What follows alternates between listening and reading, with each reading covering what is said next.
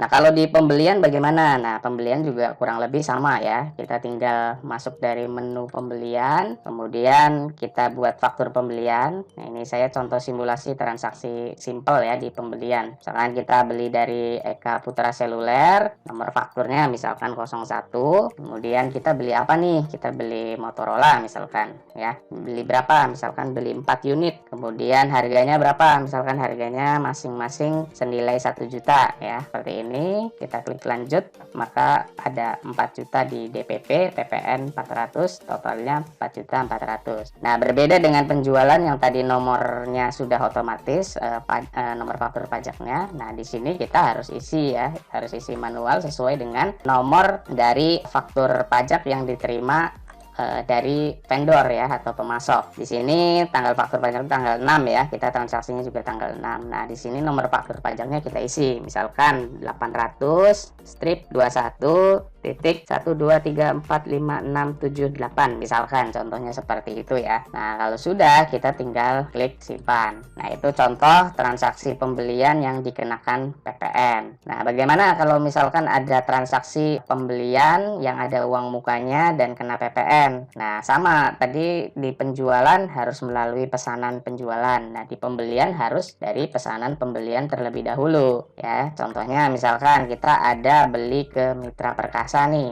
tanggal 7 ya, pesan nih. Misalkan kita pesan barang yaitu Motorola C330 misalkan gitu ya. Nah, kita pesan misalkan harganya adalah 1.200.000 misalkan. Seperti ini ya, kita pesan harganya 1.200.000. Ini muncul 120 untuk nilai PPN-nya ya. Kemudian tanggalnya misalkan kita tentukan di sini tanggal 7 juga ya, misalkan seperti ini. Nah, langkah berikutnya adalah kita membuat uang muka ya. Jadi kita tinggal klik proses, kemudian ke uang muka ya. Nah, uang muka kita bayar uang mukanya tanggal berapa, misalkan tanggal 7, kemudian nilai uang mukanya berapa, misalkan kita bayar 500 misalkan ya, seperti ini. Nah, kita bayar 500, kita lepas centangan total termasuk pajaknya karena misalkan kita exclude ya pajaknya ya. Kemudian nomor fakturnya berapa, misalkan 02 ya, kita buat nomor 02 seperti ini. Kemudian nomor faktur pajaknya berapa, nah ini kita harus isi juga ya. Jadi misalkan 800 strip 21, misalkan ini nomor dari vendornya seperti ini ya, faktur pajaknya ya. Kemudian 1 2 3 4 5 6 7 9 misalkan seperti itu. Kemudian kita simpan seperti itu. Nah, itu kita baru mencatat pesanan dan juga uang mukanya. Lalu bagaimana kalau misalkan kita mau settle nih uang muka dengan faktur pembeliannya? Nah, caranya kita buat faktur pembelian, kemudian kita pilih nama vendornya, kita isi nomor fakturnya misalkan 03, kemudian kita ambil yaitu pesanan. Ya, kita ambil pesanannya seperti ini, kemudian kita klik lanjut. Sesuaikan juga tanggalnya, misalkan tadi uang muka tanggal 7, settlementnya tanggal 8 misalkan seperti ini. Nah, sobat Accurate bisa perhatikan di sini ada nilainya 1,2, kemudian ada uang muka 550 ya beserta dengan PPN-nya. Nanti faktur ini otomatis kalau kita lunasi sudah tinggal sisanya saja ya, sebesar 1.320.000 dikurangi 550. Kita tinggal lengkapi saja di bagian nomor faktur pajaknya berapa, misalkan 800 strip 21 titik 1234567 misalkan seperti ini ya. Oke, kalau sudah kita tinggal klik simpan. Oke, itu tadi cara pencatatan transaksi yang dikenakan PPN dan ada uang muka. Nah, selanjutnya kita ingin infokan juga bagaimana cara mencatat transaksi yang dikenakan PPN untuk vendor mata uang asing. Nah, kita masuk dari pembelian ke faktur pembelian, kemudian kita isi ya pemasoknya siapa. Misalkan di sini Motorola. Kursnya berapa?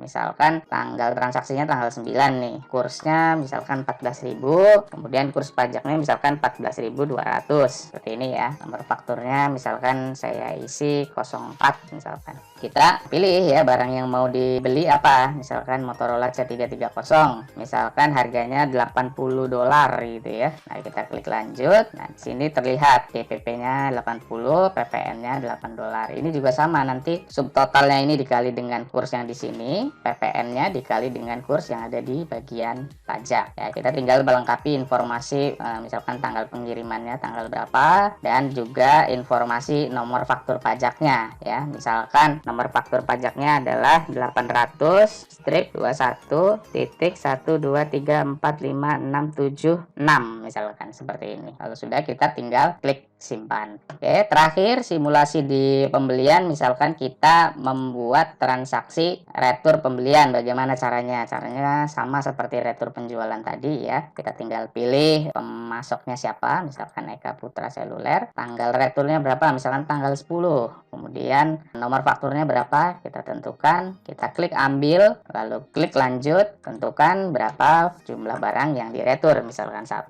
kemudian kita klik lanjut. Untuk informasi yang ada di sini kita bisa isi nomor dokumennya. Kalau mau dikosongkan juga tidak ada masalah karena Accurate Online sudah langsung membaca ya. Kita tinggal klik simpan. Nah, sampai di sini kita sudah mencatat transaksi pembelian dan penjualan selama bulan Juni. Nah, bagaimana kita mau lanjut ke e-fakturnya? Nah, kita harus melakukan proses ekspor terlebih dahulu ke format CSV. Caranya dari menu daftar laporan, kita masuk ke SPT, PPN, PPNBM.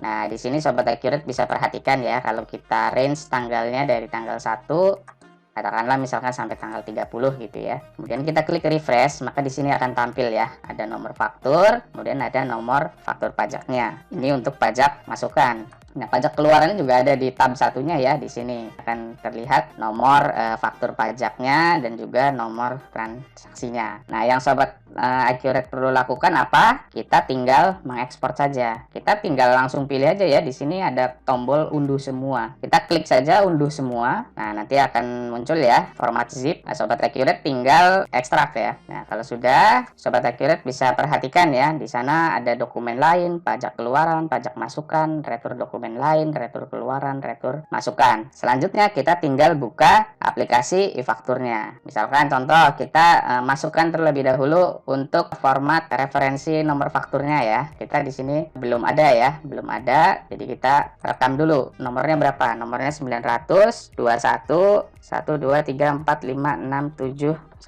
Kemudian yang di sini 900-21-123456650 seperti ini. Ya, jadi kita daftarkan dulu nomor faktur pajak yang tadi kita sudah masukkan di Accurate Online ya, supaya nanti di fakturnya juga bisa membaca gitu. Nah, kalau sudah, kita sebetulnya bisa ya import lawan transaksi atau barang dan jasa, tapi karena tadi saya memilih pilihan unduh semua, itu sudah otomatis lawan transaksi dan juga barang itu sudah otomatis terbawa. Jadi nanti di e-fakturnya akan langsung create barang tersebut. Nah, ini bisa meminimalisir waktu ya, supaya kita nggak usah import satu-satu gitu. Nah, kita tinggal langsung klik menu faktur, lalu pajak keluaran. Kita klik impor ya, kita klik open file, kemudian kita cari filenya tadi ada di folder download ya ke e-faktur. Nah, di sini ada pajak keluaran ya. Karena kita mau ambil yang pajak keluaran, kita ambil pajak keluaran. Nah, kita pilih di sini, kemudian open, kita import. Nah, di sini berhasil ya. Oke, kita lanjutkan dari faktur, pajak masukan, kemudian klik import lagi. Kita klik open file, kita ambil di bagian download filenya. Nah, kita ambil pajak masukan seperti ini ya. Kita import, berhasil semua. Nah, lanjut kita ke retur pajak keluaran ya. Kita klik import, open file, ambil retur keluaran. Kita import, berhasil masuk. Nah, selanjutnya terakhir adalah retur pajak masukan. Kita klik import, lalu di sana pilih retur masukan. Ya, kita import, berhasil.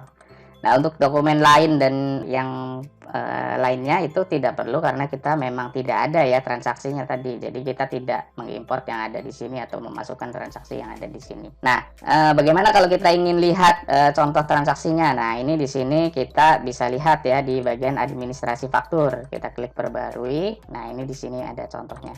Kalau kita ingin lihat hasilnya, kita bisa klik preview ya. Akan disajikan ya tampilan dalam bentuk faktur pajaknya seperti ini ya, contohnya seperti ini.